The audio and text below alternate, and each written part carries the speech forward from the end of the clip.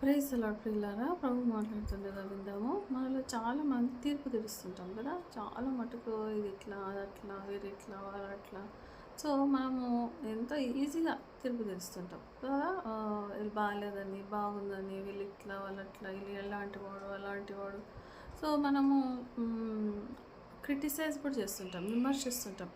ఎంత మంచి ఉన్నా మంచిని చూడం. ఏదో ఒక్క పాయింట్ చిన్న తప్పు దొరికినా ఇక దాన్ని పట్టుకొని ఇల్లంతా వీరంగం చేస్తూ మనుషులకు నెమ్మది లేకుండా పరిస్థితులను క్రియేట్ ఉంటారు చాలామంది. అది ఆడవాళ్ళు ఉండొచ్చు, మగవాళ్ళు ఉండొచ్చు కదా. పిల్లలను క్రిటిసైజ్ చేస్తుంటారు, లేకుంటే పిల్లలు పెద్దలను చేస్తుంటారు. సో అది ఇంట్లో ఇట్లా ఉంటే ఇంట్లో సమాధానం ఉండదు, నెమ్మది ఉండదు, అందరికీ ఏక హృదయం ఉండదు, దేవుని రాజ్యం వాళ్ళ మధ్యలో ఉండదు. ఎందుకంటే అక్కడ ఒక దురాత్మ పనిచేస్తుంది. అయితే వీటిని ఫాల్ట్ ఫైండింగ్ అంటారు. అది ఏదో ఒక తప్పు, అంత ఇల్లంతా శుభ్రంగా ఉన్నా ఏదో ఒక దగ్గర ఉంటే ఇది చూసి ఇంకా దాన్ని పట్టుకొని దాన్ని ఒక పెద్ద గొడవ చేసి దాని మనసు నెమ్మది లేకుండా చేయడం. అదంతా ఇవంతా దురాత్మలు. ఇందులో ఆరోపణ చేసే దురాత్మ ఉంటుంది. ఆ దురాత్మ ఒక స్ట్రాంగ్ మ్యాన్. దాని కింద జడ్జింగ్ స్పిరిట్ ఉంటుంది, తర్వాత క్రిటిసిజం స్పిరిట్ ఉంటుంది, ఫాల్ట్ ఫైండింగ్ స్పిరిట్స్ ఉంటాయి. సో ఇవన్నీ కలిసి పని చేసి ఆ వ్యక్తిని ఆ ఇంటికి, లేకపోతే ఆ వర్క్ ప్లేస్లో కానీ ఇంకెక్కడైనా కానీ ఆ వ్యక్తిని పీడిస్తుంటాయి అన్నట్టు. వాళ్ళు ఇంకా దాన్ని ప్రభావాన్ని బట్టి అరవడము, చేయడము, విమర్శించడం ఇలాంటివి చేస్తుంటారు. సో కంపల్సరీ వాళ్ళకి డెలివరెన్స్ కావాలి. ఎందుకంటే ఇది తప్పు, ఇది ఒక దురాత్మ. మనం జడ్జి చేయొద్దు, ఎవరిని జడ్జి చేయొద్దు.